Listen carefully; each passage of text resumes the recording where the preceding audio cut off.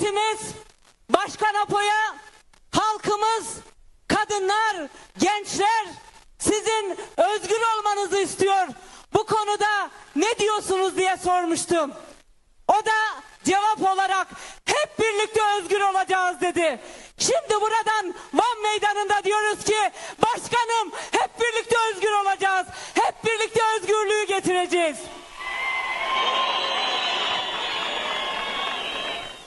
Bizler biliyoruz ki bir halkın önderi özgür değilse onun şahsında o halk özgür değildir. Biz biliyoruz ki eğer Kürt halkı özgürlüğüne kavuşacaksa, eğer bu ülkede yaralar sarılacaksa, gerçek anlamda bir eşitlik ve özgürlük olacaksa, gerçek anlamda bir barış olacaksa, ancak bu her iki tarafın eşitliği ve özgürlüğü sağlandığında olur. Şimdiye kadar devlet tek taraflı olarak hep konuştu. Türkiye halklarına bu süreci terörsüz Türkiye diye anlattı. Kürt halkı önderi Sayın Öcalan kamuoyuyla açık konuşamadı. Sadece heyetlerimiz, ailesi ve avukatı aracılığıyla konuşabildi. Sesini duyurabildiği kadar bu sürece dedi ki bu süreç barış ve demokratik toplum sürecidir. Biz yeni bir süreç başlatıyoruz. 50 yıllık mücadelemizi, büyük emekler, büyük bedeller verildi. Kürt halkı kendi kimliğini tanıdı, bütün dünyaya da kimliğini tanıttı.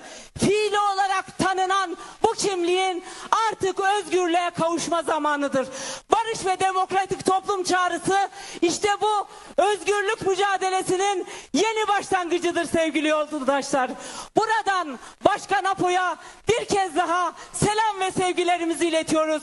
Emeklerinden dolayı teşekkürlerimizi sunuyoruz.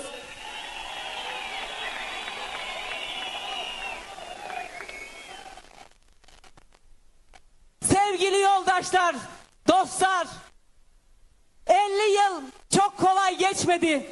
Büyük emekler, büyük bedeller verildi. İşte barış annelerimiz aramızda. Nice yiğit evlatları toprağa düştü. Nice yoldaşlarımız zindanlarda yattı. Hala yatmaya devam ediyor. Halkımız zorla yerinden yurdundan edildi. Büyük acılar yaşadık. Büyük bedeller ödedik. Ama asla ve asla diz çökmedik, direndik, mücadele ettik ve kazandık. Şimdi bu kazancın ürünüdür barış ve demokratik toplum çağrısı. Kürt Halk Önderliği yeni bir davette bulunuyor. 50 yıllık mücadelenin, emeğin, birikimin üzerine halklarımıza bir çağrıda bulunuyor. Başta da Kürdistan halkına, kadınlara, Kürdistan gençliğine yeni bir çağrıda bulunuyor. Diyor ki tanınmayı tamamladık.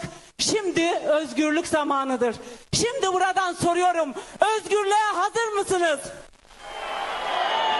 Özgürlüğe hazır mısınız? Özgürlük emekle, çabayla olur.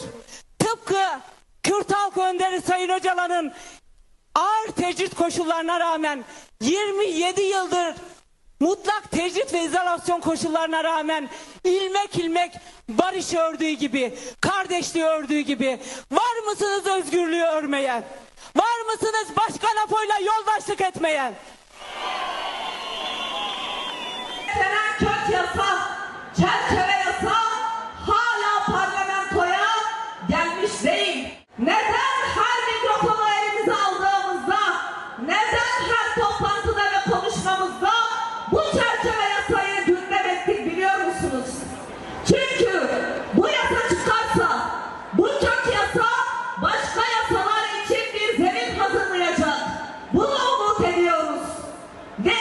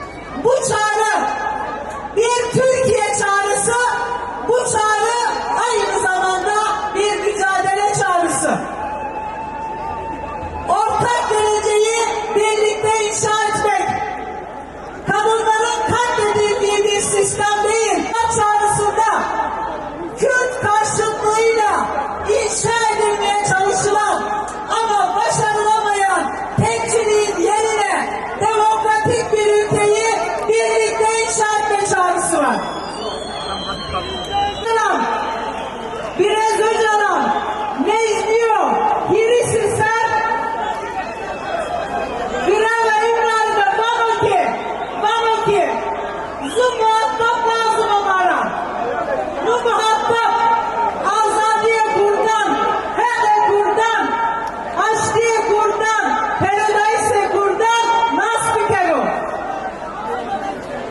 Ma biz benim neydi? Yıllarca Sayın Öcalan'la ilgili senaryolar yazanlar, hakkında yazdıkları senaryoları bir kenara bırakıp ön yargısız bir şekilde kendisini dinlemeye hazırlar mı? Bunun yanıtını artık somut bir biçimde görmek isteyen bir halk gerçekliğinin yanı sıra tarihsel bir kritik zaman dilimi gerçekliği de var. Bu gerçekliğe uygun bir şekilde önümüzdeki günlerde buluşmalar yapmayı temenni ediyoruz. Gönlümüzden geçenlerin bir an evvel hayatta karşılık bulmasını istiyoruz. Çünkü İstediğimiz hep birlikte eşit, özgür ve onurlu bir yaşam. Bunu beraber başaracağız. Bunu sizler başaracaksınız.